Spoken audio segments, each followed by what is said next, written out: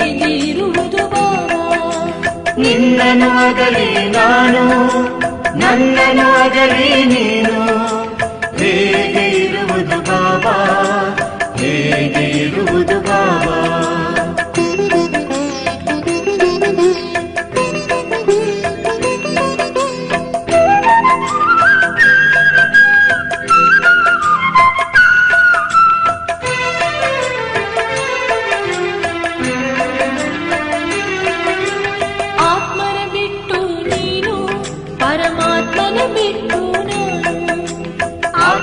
ಬಿಟ್ಟು ನೀನು, ಪರಮಾತ್ಮನ ಬಿಟ್ಟು ನಾನು, ನಿನ್ನನ್ನು ಬಿಟ್ಟು ನಾನು, ಹೇಗೆ ಇರುವುದು ಬಾಬಾ, ಹೇಗೆ ಇರುವುದು ಬಾಬಾ. ನಿನ್ನನ್ನು ಬಿಟ್ಟು ನಾನು, ಹೇಗೆ ಇರುವುದು ಬಾಬಾ, ಹೇಗೆ ಇರುವುದು ಬಾಬಾ.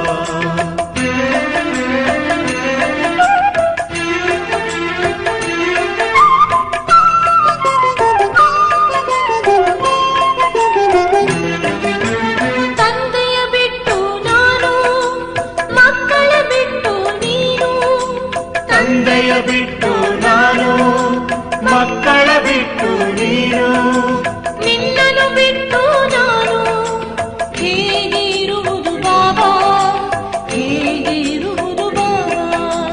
ನಿನ್ನನ್ನು ಬಿಟ್ಟು ನಾನು, ಹೇಗೆ ಇರುವುದು ಬಾಬಾ, ಹೇಗೆ ಇರುವುದು ಬಾಬಾ.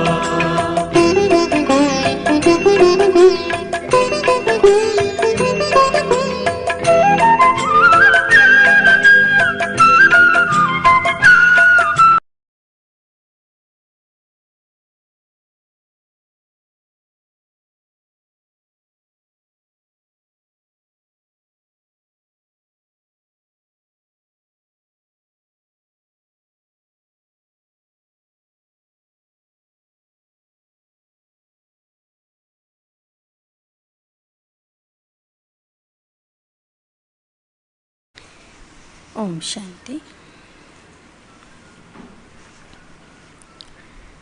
स्नेह की शक्ति द्वारा सत्यता की प्रत्यक्षता।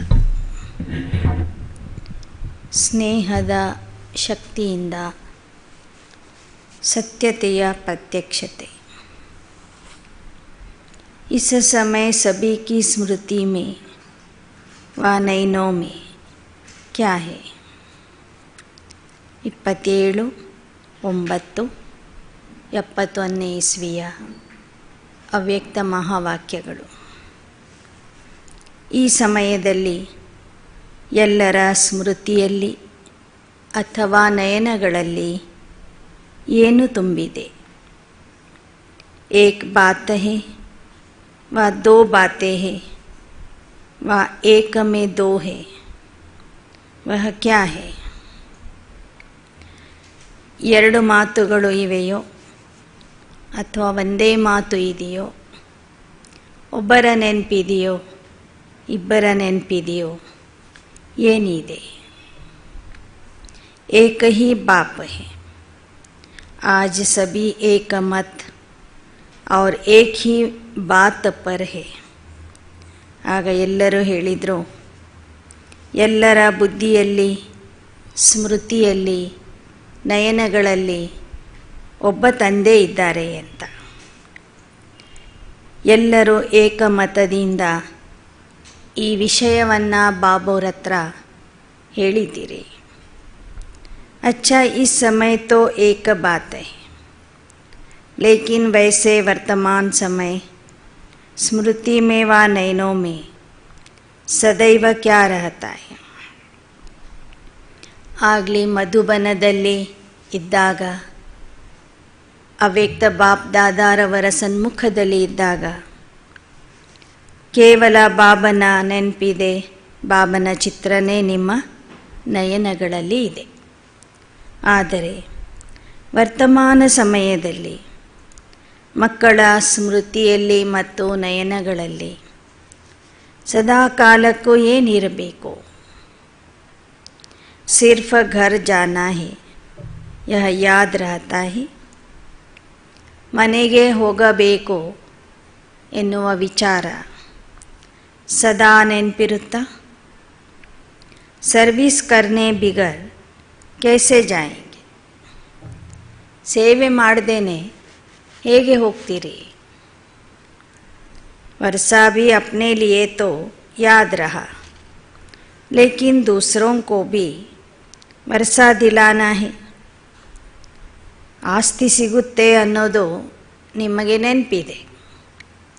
ಆ ಆಸ್ತಿಯನ್ನು ಅನೇಕ ಆತ್ಮರಿಗೂ ಕೊಡಿಸಬೇಕು. यह भी तो याद रहना है, हर कदम में स्मृति में बाप की याद और साथ साथ सर्विस व सिर्फ याद रहती है और रहनी चाहिए. ಬಾಬಾ ಕೇಳ್ತಿದ್ದಾರೆ, ವರ್ತಮಾನ ಸಮಯದಲ್ಲಿ ಕೇವಲ ತಂದೆಯ ನೆನಪಿರಬೇಕೋ ಅಥವಾ ತಂದೆಯ ಜೊತೆಗೆ ಸೇವೆಯ ನೆನಪು ಇರಬೇಕು? चलते फिरते कर्म करते अगर यह स्मृति में रहेगा कि हम हर समय ईश्वरीय सेवा के अर्थ निमित्त है, स्थूल कार्य करते भी ईश्वरीय सेवा के निमित्त है, यह स्मृति रहने से, सदैव निमित्त समझने से कोई भी ऐसा कर्म नहीं होगा जिससे डिसर्विस हो. ಓಡಾಡ್ತಾ ನಡೆದಾಡ್ತಾ ಸದಾ ನೆನ್ಪಿಟ್ಕೋಬೇಕು, ನಾವು ಈಶ್ವರಿಯ ಸೇವೆಯಲ್ಲಿ ಇದ್ದೇವೆ. ಸ್ಥೂಲ ಕಾರ್ಯ ಕರ್ಮಣ ಸೇವೆ ಮಾಡುವಾಗಲೂ ಸಹ ನಾನು ಈಶ್ವರಿಯ ಸೇವೆಗೆ ನಿಮಿತ್ತ ಆಗಿದ್ದೇನೆ ಅನ್ನೋದನ್ನು ಸದಾ ನೆನ್ಪಿಟ್ಕೋಬೇಕು. ಆಗ ನಿಮ್ಮ ಮೂಲಕ ಡಿಸ್ಸರ್ವಿಸ್ ಆಗುವಂತಹ ಯಾವುದೇ ಕೆಲಸ ನಡೆಯೋದಿಲ್ಲ. यह स्मृति भूल जाती है तब साधारण कर्म व साधारण ರೀತಿ समय जाता रहता है. ಯಾವಾಗ ನಾನು ಈಶ್ವರೀಯ ಸೇವೆಗೆ ನಿಮಿತ್ತ ಆಗಿದ್ದೇನೆ ಎಂಬುದನ್ನು ಮರಿತೀರಿ, ಆಗ ಬಾಬಾ ಹೇಳ್ತಾರೆ, ನಿಮ್ಮ ಮೂಲಕ ನಡೆಯುವ ಎಲ್ಲ ಕರ್ಮಗಳು ಸಾಧಾರಣ ಕರ್ಮಗಳು ಆಗಿಬಿಡ್ತವೆ. जैसे देखो कोई विशेष सर्विस अर्थ निमित्त बनते हो तो जितना समय विशेष सर्विस का रूप सामने होता है उतने समय की स्टेज व स्थिति अच्छी होती है ना. ಎಷ್ಟು ಸಮಯ ನಿಮಗೆ ನೀವು ಸೇವಾ ಅರ್ಥ ನಿಮಿತ್ತ ಅಂತ ತಿಳ್ಕೊತೀರಿ, ಸೇವೆನೇ ಸದಾ ನಿಮ್ಮ ಮುಂದೆ ಇರ್ತದೆ, ಆಗ ನಿಮ್ಮ ಸ್ಥಿತಿಯೂ ಸಹ ಚೆನ್ನಾಗಿರ್ತದೆ. ಬೇರೆ ಬೇರೆ ವ್ಯರ್ಥ ವಿಚಾರಗಳು ನಿಮ್ಮಲ್ಲಿ ಬರೋದಿಲ್ಲ. ಸದಾ ಸೇವೆಯ ಕಡೆಗೆ ಗಮನ ಇರ್ತದೆ. ಕ್ಯೋಂಕಿ ಸಮಜ್ತೆ ಹೋ ಹಮ್ ಇಸ್ ಸಮಯ सभी के सामने सर्विस के लिए निमित्त. ಯಾಕೆ ಅಂದರೆ ಸೇವಾಧಾರಿಗಳಿಗೆ ನೆನಪಿರ್ತದೆ, ಈ ವರ್ತಮಾನ ಸಮಯದಲ್ಲಿ ನಾನು ಸೇವೆಗಾಗಿ ನಿಮಿತ್ತ ಆಗಿದ್ದೇನೆ. ऐसे ही स्थूल कार्य करते हुए भी स्मृति रहे कि इस समय मनसा द्वारा विश्व को परिवर्तन करने की सेवा में ಉಪಸ್ಥಿತ तो क्या ಸ್ಥಿತಿ रहेगी. ಹಾಗೆಯೇ ಸ್ಥೂಲ ಕರ್ಮ ಮಾಡುವಾಗಲೂ ನೆನ್ಪಿಟ್ಕೊಳ್ಳಿ, ಕೈಯಿಂದ ಸ್ಥೂಲ ಕೆಲಸ ಮಾಡ್ತಿದ್ರೂ ಸಹ ಮನಸ್ಸಿನ ಮೂಲಕ ನಾನು ವಿಶ್ವ ಪರಿವರ್ತನೆಗೆ ನಿಮಿತ್ತ ಆಗಿದ್ದೇನೆ. ಮನಸ್ಸಿನ ಮೂಲಕ ವಿಶ್ವ ಪರಿವರ್ತನೆಗಾಗಿ ಶುಭ ಸಂಕಲ್ಪ ಮಾಡ್ತಾ ಇದ್ದೀನಿ, ಆ ಸೇವೆಯಲ್ಲಿ ನಾನು ಉಪಸ್ಥಿತನಾಗಿದ್ದೇನೆ ಅಂತ ನೆನ್ಪಿಟ್ಕೊಳ್ಳಿ. अटेंशन रहता है, चेकिंग रहती है. इस प्रकार अगर सदा अपने को विश्व की स्टेज पर विश्व कल्याण की सेवा अर्थ समझते हो तो फिर साधारण स्थिति व साधारण चलन व अलबेलापन रहेगा. ಈ ಥರ ನೀವು ನಿರಂತರವಾಗಿ ವಿಶ್ವ ಕಲ್ಯಾಣದ ಕಾರ್ಯದಲ್ಲಿ ತೊಡಗಿದ್ದೀರಿ. ವಿಶ್ವ ಕಲ್ಯಾಣದ ಸೇವೆ ಮಾಡೋದಕ್ಕಾಗಿ ವಿಶ್ವದ ವೇದಿಕೆಯ ಮೇಲೆ ಇದ್ದೀರಿ, ಸ್ಟೇಜ್ ಮೇಲೆ ಇದ್ದೀರಿ ಅಂತ ನೆನ್ಪು ಮಾಡಿಕೊಂಡಾಗ ನಿಮ್ಮ ಮೂಲಕ ಸಾಧಾರಣ ಚಲನೆ, ಸಾಧಾರಣ ವರ್ತನೆ ಆಗೋದಿಲ್ಲ. और कितना समय व्यर्थ जाने से सफल हो जाएगा. ಆಗ ನೀವು ಸಾಧಾರಣ ಕರ್ಮನೂ ಮಾಡೋದಿಲ್ಲ, ವ್ಯರ್ಥ ಕರ್ಮನೂ ಮಾಡೋದಿಲ್ಲ. ನಿಮ್ಮ ಸಮಯನೂ ಸಫಲ ಆಗಿಬಿಡ್ತದೆ. ಜಮಾ ಕಾ ಖಾತಾ ಕಿತನಾ ಬಡ್ ಜಾಯೇಗಾ. ಸದಾ ನಾನು ಈಶ್ವರೀಯ ಸೇವೆಯಲ್ಲಿ ಇದ್ದೀನಿ, ಈಶ್ವರೀಯ ಸೇವೆಗೆ ನಿಮಿತ್ತ ಆಗಿದ್ದೀನಿ ಅಂತ ನೆನಪು ಮಾಡಿಕೊಂಡ್ರೆ ಸಾಕು, ಪುಣ್ಯದ ಖಾತೆ ಬೆಳೀತಾ ಹೋಗ್ತದೆ, ಜಮಾ ಆಗ್ತದೆ. ऐसे कोई के ऊपर बहुत बड़ी जिम्मेवारी होती है तो वह एक एक सेकंड अपना अमूल्य समझते. ಒಬ್ಬರ ಮೇಲೆ ಬಹಳ ದೊಡ್ಡ ಜವಾಬ್ದಾರಿ ಇತ್ತು ಅಂದರೆ ಅವರು ಒಂದೊಂದು ಸೆಕೆಂಡು ಸಹ ಬಹಳ ಅಮೂಲ್ಯ ಅಂತ ತಿಳ್ಕೊತಾರೆ. ಒಂದು ಸೆಕೆಂಡು ಸಹ ಅವರು ವ್ಯರ್ಥವಾಗಿ ಕಳೆಯೋದಿಲ್ಲ. अगर 1-2 मिनट भी व्यर्थ चला जाए तो उनके लिए वह 2 मिनट भी बहुत बड़ा समय देखने में आता है. ಬಾಬಾ ಹೇಳ್ತಾರೆ, ದೊಡ್ಡ ಜವಾಬ್ದಾರಿ ಉಳ್ಳವರು 2-3 ನಿಮಿಷ ವ್ಯರ್ಥವಾಗಿ ಕಳ್ಕೊಂಡ್ರೂ ಅದರ ಬಗ್ಗೆ ಭಾಳ ಚಿಂತನೆ ಮಾಡ್ತಾರೆ. ಅಯ್ಯೋ, 2 ನಿಮಿಷ ನನ್ನ ಸಮಯ ವ್ಯರ್ಥ ಆಯಿತು, ಇಷ್ಟರಲ್ಲಿ ನಾನು ಎಷ್ಟೆಲ್ಲ ಕೆಲಸ ಮಾಡ್ಕೋಬೋದಾಗಿತ್ತು ಅಂತ ನೆನ್ಪು ಮಾಡ್ಕೋತಾರೆ. ಪರೀಕ್ಷೆ ಬರೆಯುವಂಥವ್ರು ನೋಡಿ, 2-3 ನಿಮಿಷದಲ್ಲಿನೇ ಅವ್ರು ಎಷ್ಟೆಲ್ಲ ನೆನ್ಪು ಮಾಡ್ಕೊಂಡು ಬರೀಬೋದು. ಅದೇ 2-3 ನಿಮಿಷ ವೇಸ್ಟ್ ಮಾಡಿಬಿಟ್ರೆ ಪಾಸಾಗೋರು ಫೇಲ್ ಆಗ್ತಾರೆ. ಅದೇ ಸಮಯದಲ್ಲಿ ಒಂದು ಉತ್ತರ ಹೊಳಿತದೆ ಅಂತ ತಿಳ್ಕೊಳ್ರಿ, ಪಟ ಪಟ ಬರೆದು ಬಿಟ್ಟರೆ ಏನಾಗ್ತಾರೆ, ಅವರು ಪಾಸ್ ಆಗ್ತಾರೆ. ಟ್ರೈನ್ ಹೋಗೋದಿರ್ತದೆ, 2-3 ನಿಮಿಷ ಲೇಟ್ ಹೋಗ್ರಿ, ಟ್ರೈನ್ ಸಿಗುತ್ತಾ? ಸಿಗೋದಿಲ್ಲ. ಆ ಥರ ಸಮಯದ ಮಹತ್ವ ಯಾರಿಗೆ ಗೊತ್ತಿರ್ತದೆ ಅಂದರೆ, ಯಾರ ಮೇಲೆ ದೊಡ್ಡ ಜವಾಬ್ದಾರಿ ಇರುತ್ತೋ ಅವರಿಗೆ ಗೊತ್ತಿರ್ತದೆ. तो सभी से बड़े बड़ी जिम्मेवारी आपके ऊपर है. और किसकी इतनी बड़ी जिम्मेवारी है क्या? ಇಡೀ ವಿಶ್ವದ ಕಲ್ಯಾಣ ಮಾಡುವಂತಹ ಜವಾಬ್ದಾರಿ ಬಾಬಾ ನಿಮಗೆ ಕೊಟ್ಟಿದ್ದಾರೆ. ಇಂಥ ದೊಡ್ಡ ಕೆಲಸ, ಇಂಥ ದೊಡ್ಡ ಕೆಲಸದ ಜವಾಬ್ದಾರಿ ಪ್ರಪಂಚದಲ್ಲಿ ಯಾರ ಮೇಲೇನೂ ಇಲ್ಲ. जितनी आपकी इस समय तो सारे विश्व का कल्याण जड़ चैतन्य दोनों को परिवर्तन करना है. कितनी बड़ी जिम्मेवारी है. ಇಡೀ ವಿಶ್ವದ ಕಲ್ಯಾಣ ಮಾಡಬೇಕು. ಜಡವಾದ ವಸ್ತುಗಳು, ಜಡವಾದ ಪ್ರಕೃತಿ ಮತ್ತು ಚೈತನ್ಯ ಆತ್ಮರನ್ನೂ ಸಹ ನೀವು ಪರಿವರ್ತನೆ ಮಾಡಬೇಕು. ಅಂದರೆ ಎಷ್ಟು ದೊಡ್ಡ ಜವಾಬ್ದಾರಿ ನಿಮ್ಮ ಮೇಲೆ ಇದೆ. तो हर समय यह स्मृति रहे कि बाप ने इस समय कौन सी ड्यूटी दी है. ಸದಾ ನೆನ್ಪಿಟ್ಕೊಳ್ಳಿ, ಬಾಬಾ ನಿಮಗೆ ಯಾವ ಕೆಲಸವನ್ನು ಒಪ್ಪಿಸಿದ್ದಾರೆ, ಯಾವ ಡ್ಯೂಟಿ ಕೊಟ್ಟಿದ್ದಾರೆ.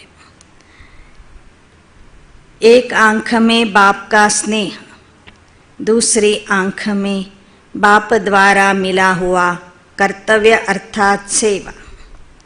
ನಿಮ್ಮ ಒಂದು ಕಣ್ಣಲ್ಲಿ ತಂದೆಯ ಸ್ನೇಹ ಇರಬೇಕು, ತಂದೆ ಕೊಟ್ಟಂಥ ಸ್ನೇಹ ಇರಬೇಕು. ಇನ್ನೊಂದು ಕಣ್ಣಿನಲ್ಲಿ ತಂದೆ ಕೊಟ್ಟಿರುವಂತಹ ಸೇವೆಯ ಕರ್ತವ್ಯ ಇರಬೇಕು, ಸೇವೆಯ ದೃಶ್ಯ ಇರಬೇಕು. तो स्नेह और सेवा दोनों साथ साथ चाहिए. ನಿಮ್ಮ ದೃಷ್ಟಿಯ ಮೂಲಕ ಜನರಿಗೆ ಪರಮಾತ್ಮ ಪ್ರೀತಿಯ ಅನುಭವ ಆಗಬೇಕು. ಎರಡನೇದು, ಇವರು ವಿಶ್ವ ಸೇವಾಧಾರಿಗಳು ಅನ್ನೋದು ಸಹ ಅನುಭವ ಆಗಬೇಕು. ನಿಮ್ಮ ದೃಷ್ಟಿಯಿಂದನೇ ಅವರಿಗೆ ಸುಖ ಶಾಂತಿಯ ಅನುಭವ ಆಗಬೇಕು. ಅಂದರೆ ನಿಮ್ಮಿಂದ ಸ್ನೇಹನೂ ಸಿಗ್ತಿರ್ಬೇಕು ಅವ್ರಿಗೆ, ಜೊತೆಗೆ ಸುಖ, ಶಾಂತಿ, ಪವಿತ್ರತೆ, ಶಕ್ತಿಯ ವರದಾನನೂ ಸಿಗ್ತಿರಬೇಕು. दोनों साथ साथ चाहिए. स्नेही भी प्रिय है, लेकिन सर्विसेबल ज्ञानी आत्मा ಅತಿ ಪ್ರಿಯ. ಸ್ನೇಹಿ ಮಕ್ಕಳು ಬಾಬವ್ರಿಗೆ ಪ್ರಿಯ ಇದ್ದಾರೆ, ಆದರೆ ಸೇವಾಧಾರಿಗಳು ಅದು ಸಹ ಜ್ಞಾನದ ಸೇವೆ ಮಾಡುವಂಥವ್ರು, ಜ್ಞಾನ ಹೇಳುವ ಸೇವೆ ಮಾಡುವಂಥವರು ಸಹ ಬಾಬವ್ರಿಗೆ ಅತ್ಯಂತ ಪ್ರೀತಿ ಪಾತ್ರ ಆಗಿದ್ದಾರೆ. तो दोनों ही साथ साथ चाहिए. अपनी स्थिति जब दोनों की साथ साथ स्मृति होगी, तभी सर्विस करने के समय स्नेही मूर्त भी होंगे. ನಿಮ್ಮ ಸ್ಥಿತಿ ಸರಿ ಇತ್ತು, ನಿಮ್ಮಲ್ಲಿ ಸ್ನೇಹ ಮತ್ತು ಸೇವೆ ಎರಡೂ ಇತ್ತು ಅಂದರೆ ಬಾಬಾ ಹೇಳ್ತಾರೆ ಶಕ್ತಿಯೂ ಸಹ ನಿಮ್ಮಲ್ಲಿ ಬಂದ್ಬಿಡ್ತದೆ. ಸಿರ್ಫ ಸ್ನೇಹ ನಹಿ, स्नेह के साथ शक्ति रूप भी होंगे ही. तो लेकिन शक्ति रूप का प्रत्यक्ष रूप क्या दिखाई देगा? ಸ್ನೇಹ ಮತ್ತು ಸೇವೆಯ ಕರ್ತವ್ಯ ನೀವು ಮಾಡ್ತಾ ಇದ್ದರೆ ಅಲ್ಲಿ ಶಕ್ತಿಯ ಸ್ವರೂಪನೂ ಆಗಿಬಿಡ್ತೀರಿ. ಬಾಬಾ ನಿಮಗೆ ಶಕ್ತಿ ಕೊಡ್ತಾ ಹೋಗ್ತಾರೆ. ಶಕ್ತಿ ಸ್ವರೂಪದ ಪ್ರತ್ಯಕ್ಷ ಪ್ರಮಾಣ ಏನಾಗಿದೆ? सर्विस के रिजल्ट में नंबर किस आधार पर होते? ನಿಮ್ಮಲ್ಲಿ ಶಕ್ತಿ ಇದೆ ಅಂದರೆ ಅದರ ಗುರುತೇನು? ನೀವು ಮಾಡುವ ಸೇವೆಯಲ್ಲಿ ನಿಮಗೆ ಸಫಲತೆಯ ಪ್ರಾಪ್ತಿಯಾಗ್ತದೆ, ಅದು ಶಕ್ತಿಯ ಪ್ರಮಾಣ ಆಗಿದೆ. ನೀವೇನೇ ಸೇವೆ ಮಾಡಿದ್ರೂ ಅದರಲ್ಲಿ ನಿಮಗೆ ನಂಬರ್ 1 ಪಾಸ್ ಆಗುವಂಥ ಶಕ್ತಿ ಬರ್ತದೆ. वाणी में जौहर भरा हुआ है, अर्थात स्नेह के साथ. शब्दों में ऐसा जौहर होना चाहिए जो उनके हृदय विदीर्ण हो जाए. ಬಾಬಾ ಹೇಳ್ತಾರೆ ನಿಮ್ಮ ವಾಚ ಅಥವಾ ಶಬ್ದಗಳ ಮೂಲಕ ಸೇವೆ ಮಾಡ್ತೀರಿ, ವಾಣಿಯ ಮೂಲಕ ಸೇವೆ ಮಾಡ್ತೀರಿ, ಜ್ಞಾನ ಹೇಳ್ತೀರಿ. ಆ ಜ್ಞಾನದಲ್ಲಿ ಯೋಗದ ತೀಕ್ಷ್ಣತೆ, ಯೋಗದ ಹರಿತ ತುಂಬಿರಬೇಕು, ಯೋಗದ ಶಕ್ತಿ ತುಂಬಿರಬೇಕು. ಆಗ ನೀವು ಬಿಡುವ ಜ್ಞಾನದ ಬಾಣ ಅನೇಕ ಆತ್ಮರ ಹೃದಯ ವಿದೀರ್ಣ ಮಾಡಿಬಿಡ್ತದೆ, ಅವ್ರ ಹೃದಯಕ್ಕೆ ಹೋಗಿ ಅದು ನಾಟ್ತದೆ. ಅಭಿ ತಕ್ ರಿಸಲ್ಟ್ ಕ್ಯಾ ಹೈ? ಯಾ ತೋ ಬಹುತ್ ಜೌಹರ್ ದಿಖಾತೆ ಹೋ व बहुत स्नेह दिखाते, या तो बिल्कुल ही हल्के रूप में बोलेंगे या बहुत जोश में बोलेंगे. ಈಗ ನಿಮ್ಮ ರಿಸಲ್ಟ್ ಏನಿದೆ? ಒಮ್ಮೊಮ್ಮೆ ನೀವು ಆವೇಶದಲ್ಲಿ ಬಂದು ಜೋರಾಗಿ ಜ್ಞಾನ ಹೇಳ್ತೀರಿ, ಒಮ್ಮೊಮ್ಮೆ ಒಳಗೇನಿದೆಯೋ ಇಲ್ಲೋ ಅನ್ನೋ ಥರ ಸೋ ಅಂತ ಜ್ಞಾನ ಹೇಳ್ತೀರಿ. ಎರಡೂ ಸರಿ ಅಲ್ಲ ಅಂತಾರೆ ಬಾಬಾ. ಒಮ್ಮೊಮ್ಮೆ ಭಾಳ ಪ್ರೀತಿ ತೋರಿಸ್ತೀರಿ, ಒಮ್ಮೊಮ್ಮೆ ಭಾಳ ಸಿಟ್ಟಿನಿಂದ ಆವೇಶದಿಂದ ಜ್ಞಾನ ಹೇಳ್ತೀರಿ. ಯಾ ತೋ ಬಿಲ್ಕುಲ್ ಹಲ್ಕೆ ರೂಪ್ ಮೇ ಬೋಲೆಂಗೆ ಯಾ ಬಹುತ್ ಜೋಶ್ ಮೇ ಬೋಲೆಂಗೆ. ಲೇಕಿನ್ ಹೋನಾ ಕ್ಯಾ ಚಾಹಿಯೆ? ಒಮ್ಮೊಮ್ಮೆ ನೀವು ಬಹಳ ಆವೇಶದಲ್ಲಿ ಬಂದು ಮಾತಾಡ್ತೀರಿ, ಒಮ್ಮೊಮ್ಮೆ ಬಹಳ ನಿಧಾನಕ್ಕೆ ಮಾತಾಡ್ತೀರಿ. ಆದರೆ ವಾಸ್ತವಿಕವಾಗಿ ಜ್ಞಾನ ಹೇಳುವಾಗ ಹೇಗೆ ಹೇಳಬೇಕು ನೀವು? ಏಕ್ ಏಕ್ ಶಬ್ದ ಮೇ ಸ್ನೇಹ ಕಿ ರೇಖಾಯಿ ಹೋನಿ ಚಾಹಿಯೆ. ಒಂದೊಂದು ಶಬ್ದದಲ್ಲಿಯೂ ಸಹ ಸ್ನೇಹದ ಶಕ್ತಿ ಅಡಗಿರಬೇಕು. ಫಿರ್ ಭಲೆ ಕೈಸೆ ಭಿ ಕಡವೆ ಶಬ್ದ ಬೋಲೆಂಗೆ ತೋ ಹೃದಯ ಮೇ ಲಗೆಂಗೆ ಜರೂರ್. ನೀವು ಸ್ನೇಹದಿಂದ ಸ್ವಲ್ಪ ಕಹಿಯಾದ ಮಾತುಗಳನ್ನು ಹೇಳಿದ್ರೂ ಅವರಿಗೆ, ಕಠೋರವಾದ ಮಾತುಗಳನ್ನು ಸ್ನೇಹ ಪ್ರೀತಿಯಿಂದ ಹೇಳಿದರೆ ಅದು ಅವರ ಹೃದಯಕ್ಕೆ ನಾಟ್ತದೆ. ಲೇಕಿನ್ ವಹ ಶಬ್ದ ಕಡವೆ ನಹಿ ಲಗೆಂಗೆ, ಯಥಾರ್ಥ ಲಗೆಂಗೆ. ನೀವು ಸ್ವಲ್ಪ ಶಿಸ್ತಿನಿಂದ ಸ್ಟ್ರಿಕ್ಟಾಗಿ ಹೇಳಿದ್ರೂ ಸಹ ಪ್ರೀತಿಯಿಂದ ಹೇಳಿದರೆ ಕೇಳೋರಿಗೆ ಏನನ್ಸುತ್ತೆ, ಇವ್ರು ಸ್ವಲ್ಪ ಕಠೋರವಾಗಿ ಮಾತಾಡಿದ್ರೂ ಇವ್ರು ಹೇಳುವ ಮಾತಿನಲ್ಲಿ ಒಳ್ಳೆಯ ಉದ್ದೇಶ ಇದೆ, ಒಂದು ಅರ್ಥ ಇದೆ, ನಮ್ಮ ಕಲ್ಯಾಣಕ್ಕಾಗಿ ಇವ್ರು ಹೇಳ್ತಿದ್ದಾರೆ ಅಂತ ಆ ಮಾತುಗಳು ಕೇಳುವಂಥವರ ಹೃದಯಕ್ಕೆ ನಾಟ್ತದೆ. ಸ್ನೇಹ ಬಿಟ್ಟು ಬರೇ ಕ್ರೋಧದಿಂದ ನೀವು ಮಾತಾಡಿದರೆ ಅದರಲ್ಲಿ ಪ್ರೀತಿ ಸ್ನೇಹ ಇರೋದಿಲ್ಲ. ಕ್ರೋಧದಿಂದ ಹೇಳಿದ್ದನ್ನು ಯಾರೂ ಕೇಳೋದಿಲ್ಲ, ಒಪ್ಕೊಳ್ಳೋದಿಲ್ಲ. ಅದಕ್ಕೆ ನೀವು ಹೇಳೋ ನಿಯಮಗಳನ್ನು ಹೇಳ್ರಿ, ಸ್ಟ್ರಿಕ್ಟಾಗಿಯೇ ಹೇಳ್ರಿ, ಆದರೆ ಪ್ರೀತಿಯಿಂದ ಹೇಳ್ರಿ ಅಂತ ಭಾವ ಹೇಳಿ.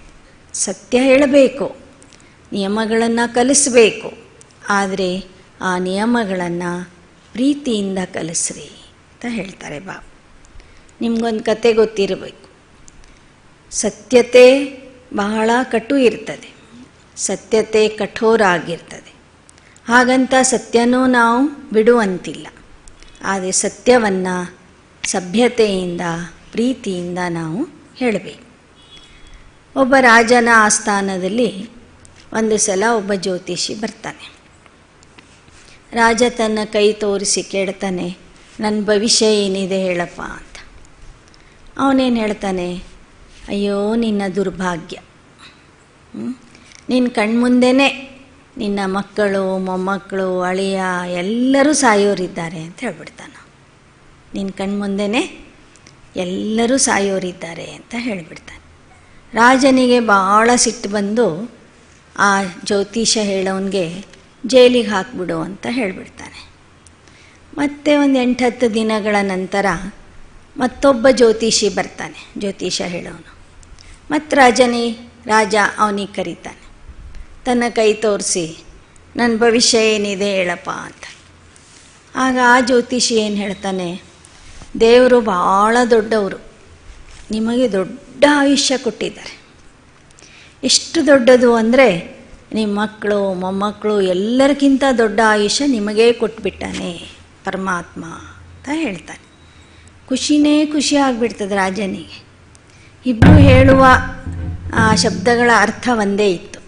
ಇಬ್ಬರು ಏನು ಹೇಳಿದರು ಅದರ ಅರ್ಥ ಒಂದೇ ಇತ್ತು ತಾನೆ. ಅವನೇನು ಹೇಳ್ದ, ನಿಮ್ಮ ಕಣ್ಮುಂದೆ ಎಲ್ಲರೂ ಸಾಯ್ತಾರೆ ಅಂದಾಗ ದುಃಖ ಆಗಿಬಿಡ್ತು ರಾಜನಿಗೆ. ಎಲ್ಲರಿಗಿಂತ ದೊಡ್ಡ ಆಯುಷ್ಯ ಭಗವಂತ ನಿಮಗೆ ಕೊಟ್ಟಾನೆ ಅಂದರೆ ಖುಷಿ ಆಗಿಬಿಡ್ತು. ಸ್ವಲ್ಪ ಕೆಲವು ರಾಜರು ಪೆದ್ರೇ ಇರ್ತಿದ್ವು ಅಲ್ವಾ, ತಕ್ಷಣ ಅರ್ಥ ಆಗ್ತಿರ್ಲಿಲ್ಲ ಅವ್ರಿಗೇನು. ಖುಷಿ ಆಗಿಬಿಡ್ತು, ನನಗೆ ದೊಡ್ಡ ಆಯುಷ್ಯ ಕೊಟ್ಟಾನೆ ಪರಮಾತ್ಮ. ಖುಷಿಯಾಗಿ ನಿನಗೇನು ಬಹುಮಾನ ಕೊಡಬೇಕು. ಆಗ ಆ ಜ್ಯೋತಿಷಿ ಹೇಳ್ತಾನೆ, ನನ್ನ ಸ್ನೇಹಿತನಿಗೆ ಜೈಲಲ್ಲಿ ಹಾಕಿದೆಯಲ್ಲ ಅವನಿಗೆ ಬಿಟ್ಬಿಡು ಅಂತ ಹೇಳ್ತಾನೆ. ಆ ಜ್ಯೋತಿಷಿಗೂ ಬಿಡ್ತಾರೆ. ಇವರಿಬ್ಬರು ಆ ಊರು ಬಿಟ್ಟು ಹೊರಗೆ ಹೋಗುವಾಗ ಇವನು ಹೇಳ್ತಾನೆ ಅವನಿಗೆ, ನೀನು ಹೇಳಿದ್ದು ಸತ್ಯನೇ ಇತ್ತು, ಅದೇ ಸತ್ಯ ನಾನು ಹೇಳಿದ್ದೀನಿ, ಆದರೆ ಶಬ್ದಗಳು ಮಾತ್ರ ಬೇರೆ. ನಾನು ಪ್ರೀತಿಯಿಂದ ಯುಕ್ತಿಯಿಂದ ಹೇಳಿದ್ದೆ, ರಾಜನಿಗೆ ಖುಷಿ ಆಗಿಬಿಡು. ನೀನು ಹೋಗ್ತಿದ್ದಂಗೆ ನಿಮ್ಮವರೆಲ್ಲರೂ ಸಾಯ್ತಾರಂತ ಹೇಳಿಬಿಟ್ರೆ ಯಾರಿಗಾದರೆ ಏನಾಗ್ತದೆ, ಸಿಟ್ಟು ಬರ್ತದೆ, ದುಃಖ ಆಗ್ತದೆ. ನೀನು ಇನ್ನು ಮುಂದೆ ಆ ಥರ ಮಾತಾಡಬೇಡ ಅಂತ ಅವನು ತನ್ನ ಸ್ನೇಹಿತನಿಗೆ ಹೇಳ್ತಾನೆ. ಹೀಗೆ ಬಾಬಾನೂ ಹೇಳ್ತಾರೆ, ನಮ್ಮ ಜ್ಞಾನ ಸ್ವಲ್ಪ ಕಠೋರವಾಗಿದೆ. ಪರಮಾತ್ಮ ಸರ್ವವ್ಯಾಪಿ ಅಲ್ಲ ಅಂದರೆ ಕೆಲವ್ರಿಗೆ ಶಾಕ್ ಆಗಿಬಿಡ್ತು. ಗೀತೆಯ ಭಗವಂತ ಕೃಷ್ಣ ಅಲ್ಲ ಶಿವ ಅಂದರೆ ವೈಷ್ಣವರಿಗೆ ಹಾರ್ಟ್ ಅಟ್ಯಾಕೇ ಬಂದುಬಿಡ್ತದೆ. ಅದನ್ನು ನೀವೇನು ಮಾಡಬೇಕು, ಬಹಳ ಯುಕ್ತಿಯಿಂದ ಹೇಳಬೇಕು, ಪ್ರೀತಿಯಿಂದ ಹೇಳಬೇಕು. ಬರ್ತಿದ್ದಂಗೆ ನೀವೆಲ್ಲ ರಾವಣನ ಮಕ್ಕಳು, ನಾವಷ್ಟೇ ರಾಮನ ಮಕ್ಕಳು ಅಂತ ಮನೆಗೆ ಹೋಗಿ ಹೇಳಿದರೆ ಏನಂತಾರವ್ರು, ನೀನು ಅಲ್ಲೇ ಇದ್ಬಿಡು ಅಂತಾರೆ. ನೀನು ಯಾಕೆ ಬಂದೆ ಹಂಗಾದ್ರೆ ರಾವಣನ ಮನೆಗೆ? ಅದಕ್ಕೆ ಶಬ್ದಗಳನ್ನು ನಾವು ಮಾತಾಡುವಾಗ ಬಹಳ ಪ್ರೀತಿಯಿಂದ ಯುಕ್ತಿಯಿಂದ ಮಾತಾಡಬೇಕು.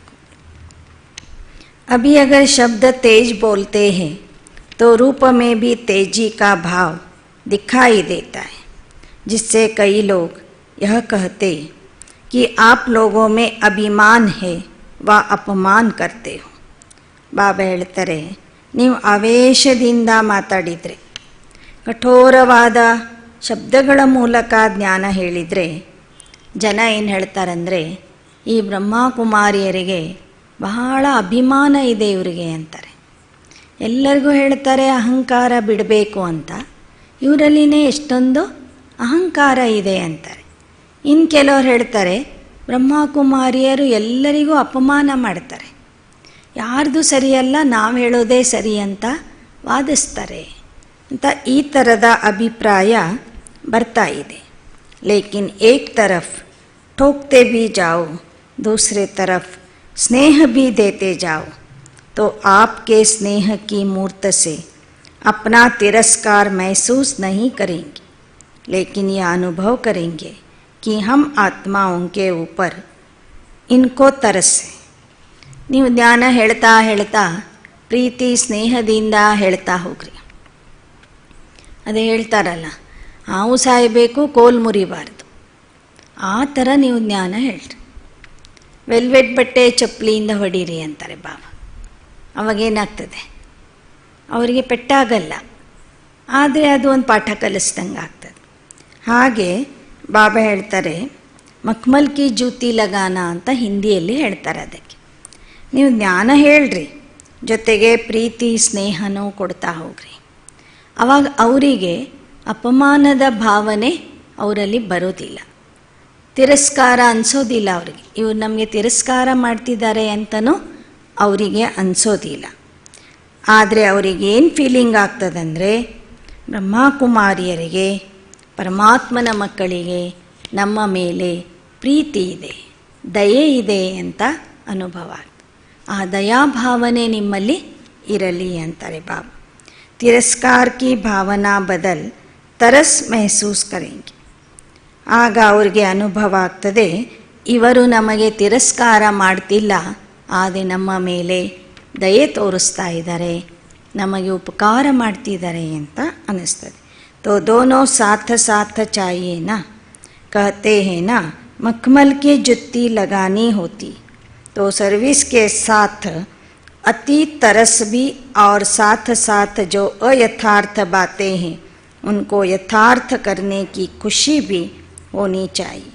ಹೀಗೆ ಸೇವೆ ಮಾಡುವಾಗ ಬಹಳ ಸೂಕ್ಷ್ಮತೆಯಿಂದ, ಸ್ನೇಹ ಪ್ರೀತಿಯಿಂದ, ದಯಾ ಭಾವನೆಯಿಂದ ಸೇವೆ ಮಾಡಿರಿ. ಆಗ ನೀವು ಹೇಳುವ ಉದ್ದೇಶ, ನೀವು ಹೇಳುವ ಜ್ಞಾನದ ಅರ್ಥ ಅವರಿಗೆ ಯಥಾರ್ಥವಾಗಿ ತಿಳಿತದೆ ಮತ್ತು ಖುಷಿಯ ಅನುಭವನೂ ಆಗ್ತದೆ ಅಂತ ಬಾಬಾ ಹೇಳ್ತಿದ್ದಾರೆ. ಈ ಮುರಳಿಯ ಮುಂದಿನ ಭಾಗ ನಾಳೆ ದಿನ ಮತ್ತೆ ನಾವು ಕೇಳೋಣ. ಓಂ ಶಾಂತಿ.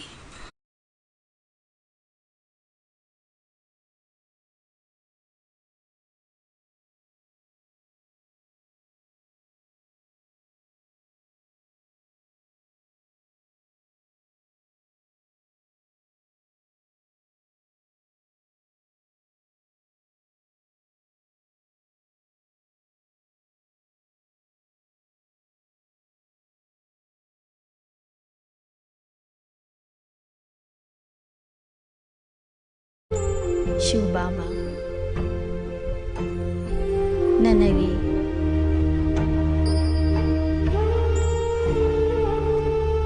ಸಾಕಾರ ಪ್ರೀತಿಯ ಅನುಭವ ಮಾಡಿಸುವುದಕ್ಕಾಗಿ ಸೂಕ್ಷ್ಮವತನಕ್ಕೆ ಬರುತ್ತಿದ್ದರೆ, ನಾನು ಆತ್ಮನೂ ಸಹ ನಿರಾಕಾರ ಮಿಲನ ಮಾಡಿ ಈಗ ಅವ್ಯಕ್ತ ಮಿಲನ ಮಾಡುವುದಕ್ಕಾಗಿ ಸೂಕ್ಷ್ಮವತನಕ್ಕೆ ಬರುತ್ತಿದ್ದೇನೆ.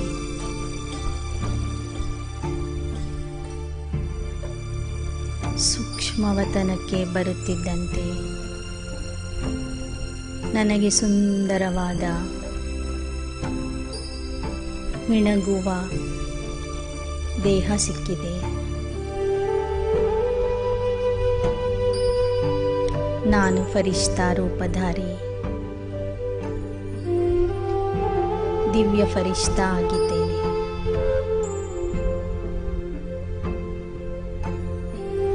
ಬೆಳಕಿನ ದೇಹದ ಮೂಲಕ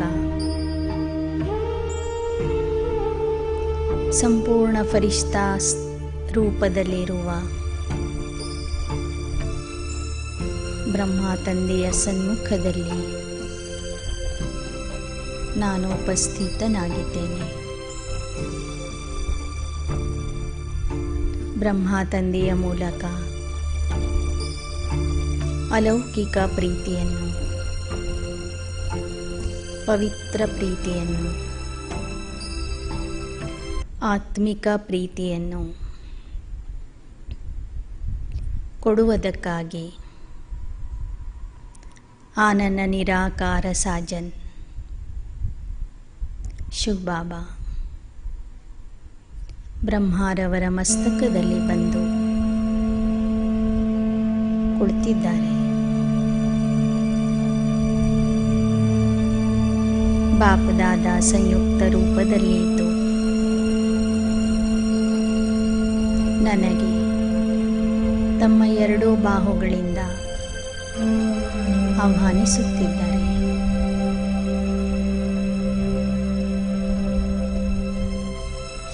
ನಾನು ಪರಮಾತ್ಮನ ಪ್ರೀತಿಗೆ ಬಾಯಾರಿಸಿದ ಪ್ರೇಮಿಕೆಯಾಗಿ ಅವರ ಬಾಹುಗಳಲ್ಲಿ ಸಮಾವೇಶ ಆಗುತ್ತಿದ್ದೇನೆ. ಬಾಪ್ದಾದಾರವರು ನನಗೆ ಪ್ರೇಮದ ಆಲಿಂಗನ ನೀಡುತ್ತಿದ್ದಾರೆ. ಪವಿತ್ರವಾದಂಥ ಪ್ರೀತಿಯ ಅನುಭವ ಮಾಡಿಸುತ್ತಿದ್ದಾರೆ. ನನ್ನನ್ನು ಅತ್ಯಂತ ಪ್ರೇಮದಿಂದ ಅಪ್ಪಿಕೊಂಡಿದ್ದಾರೆ.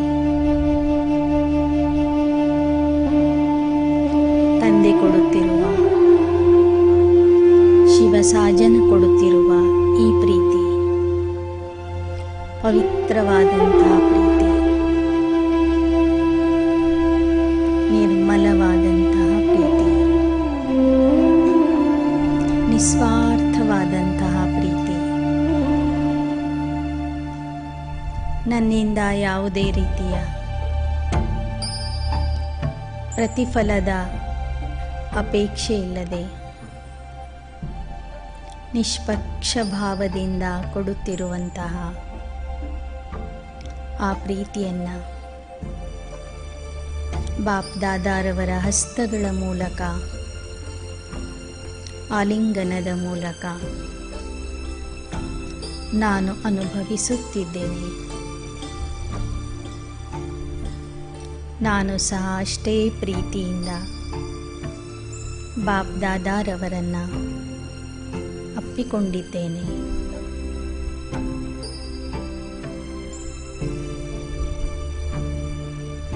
ಲೌಕಿಕದಲ್ಲಿ ಎಲ್ಲರೂ ಒಂದು ಮಾತನ್ನು ಹೇಳುತ್ತಿದ್ದರು, ಪತಿಯೇ ಪರಮೇಶ್ವರ ಅಂತೇಳಿ. ಆದರೆ ಸಂಗಮ ಯುಗದಲ್ಲಿ ಕಾಲಕ್ಕೆ ವಶ ಆಗದೇ ಇರುವಂತಹ ಅವಿನಾಶಿ ಪತಿ ಪರಮೇಶ್ವರನೇ ನನಗೆ ಪತಿಯ ರೂಪದಲ್ಲಿ ಸಿಕ್ಕಿದ್ದಾರೆ. ಎಂದೂ ಸಾಯದೇ ಇರುವಂತಹ ಗಂಡ ನನಗೆ ಸಿಕ್ಕಿದ್ದಾರೆ. ನನ್ನನ್ನು ಸಹ ಅಮರ ಆತ್ಮದ ಜ್ಞಾನ ನೀಡಿ, ಅಮರ ಕಥೆಯನ್ನು ಹೇಳಿ ಅಮರ ಲೋಕಕ್ಕೆ ಕರೆದುಕೊಂಡು ಹೋಗುತ್ತಿದ್ದಾರೆ. ಈಗ ಬಾಪ್ದಾದಾರವರು ನನ್ನ ಮುಖವನ್ನು ನೋಡುತ್ತಾ ಶಕ್ತಿಶಾಲಿ ದೃಷ್ಟಿಯನ್ನು ಕೊಡುತ್ತಿದ್ದಾರೆ. ನನಗೆ ಸದಾ ಸೌಭಾಗ್ಯವತಿಯ ತಿಲಕ ಇಡುತ್ತಿದ್ದಾರೆ.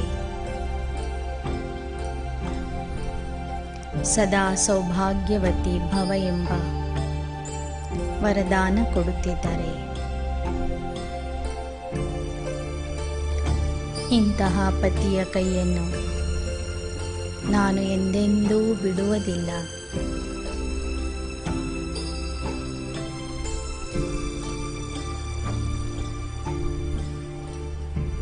ಭಕ್ತಿ ಮಾರ್ಗದಲ್ಲಿ ಅಕ್ಕ ಮಹಾದೇವಿ ಸರ್ವಸ್ವ ತ್ಯಾಗವನ್ನು ಮಾಡಿ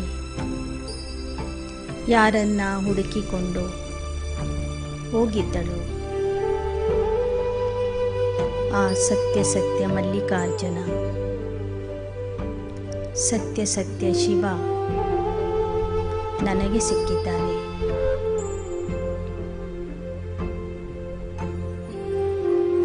ನಾನು ಆತ್ಮ ನಿಜವಾದ ಅಕ್ಕ ಮಹಾದೇವಿಯಾಗಿದ್ದೇನೆ. ಪತಿವ್ರತ ಸೀತೆ ಆಗಿದ್ದೇನೆ. ಶಿವನನ್ನ ಪ್ರೀತಿಸುವಂತಹ ಪಾರ್ವತಿಯಾಗಿದ್ದೇನೆ. ಆ ಪ್ರಿಯತಮನ ಪರಮೇಶ್ವರ ಪತಿಯ ಕೈಯನ್ನು ಹಿಡಿದು ವಚನ ಕೊಡಿ.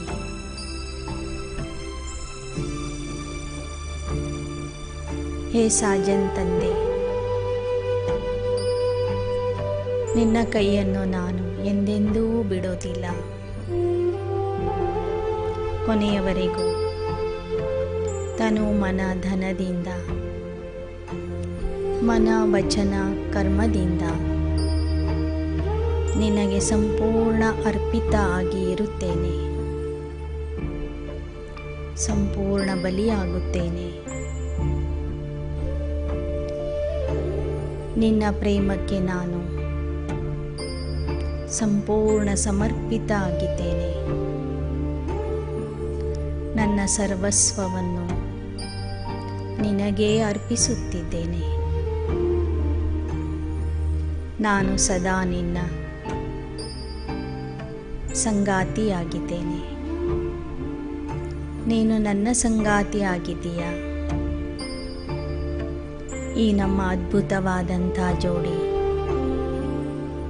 ಸಂಗಮ ಯುಗದ ಕೊನೆಯವರೆಗೂ ಹೀಗೆ ಇರುತ್ತದೆ ಎಂದು ನಾನು ನಿನಗೆ ವಚನ ಕೊಡುತ್ತಿದ್ದೇನೆ. ಮಾಯೆಗೆ ವಶ ಆಗಿ ನಾನು ಎಂದೆಂದೂ ನಿನಗೆ ಡೈವೋರ್ಸ್ ಕೊಡೋದಿಲ್ಲ. ಸದಾ ನಿನ್ನ ಆತ್ಮೀಯ ಪ್ರೇಮಿಕೆಯಾಗಿ, ಪತಿವ್ರತ ಸತಿಯಾಗಿ ಇರುತ್ತೇನೆ.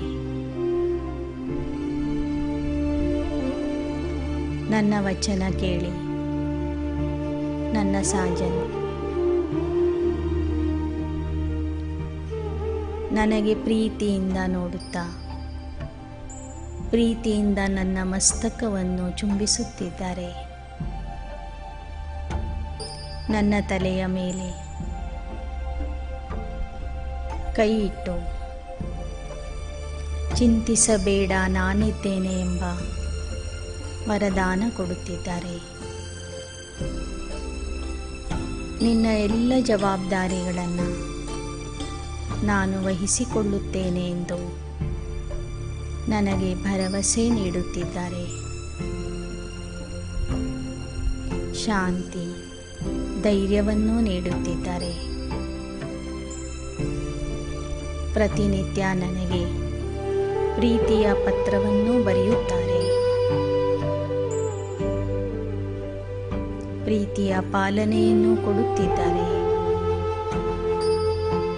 ಅಂತಹ ಪ್ರಿಯತಮನನ್ನ ನಾನು ಎಂದೆಂದೂ ಮರೆಯುವುದಿಲ್ಲ ಎಂದು ವಚನ ಕೊಡುತ್ತಾ,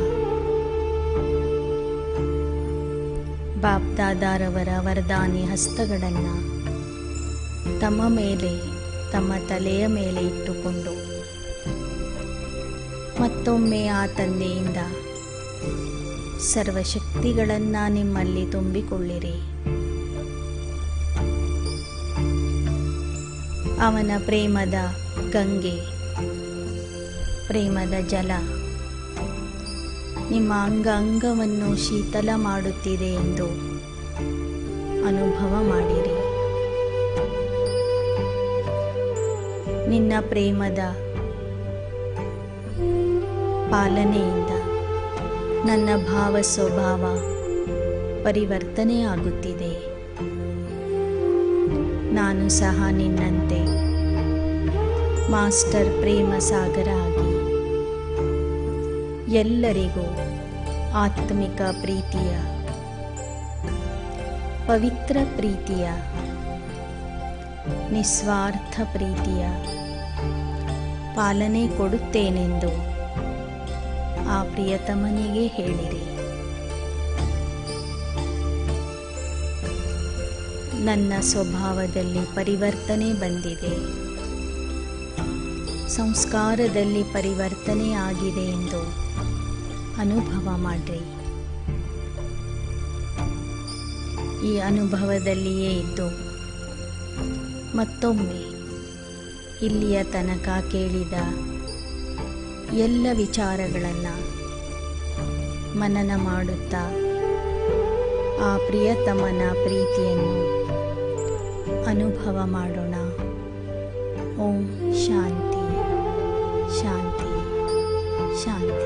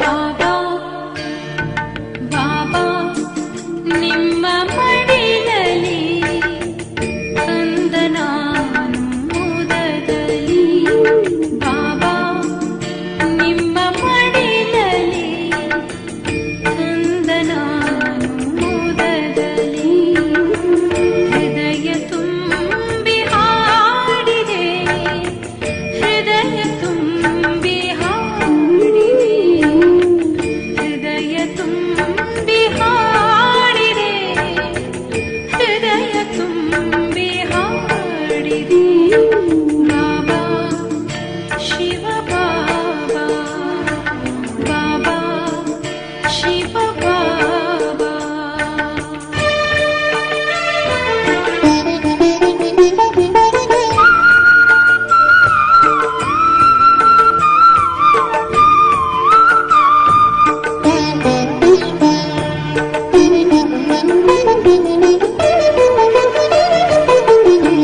ತಂದೆಯಾಗಿ ಕರುಣೆ ತೋರಿ ತಾಯಿಯಾಗಿ ಮಮತೆ ಬೀರಿ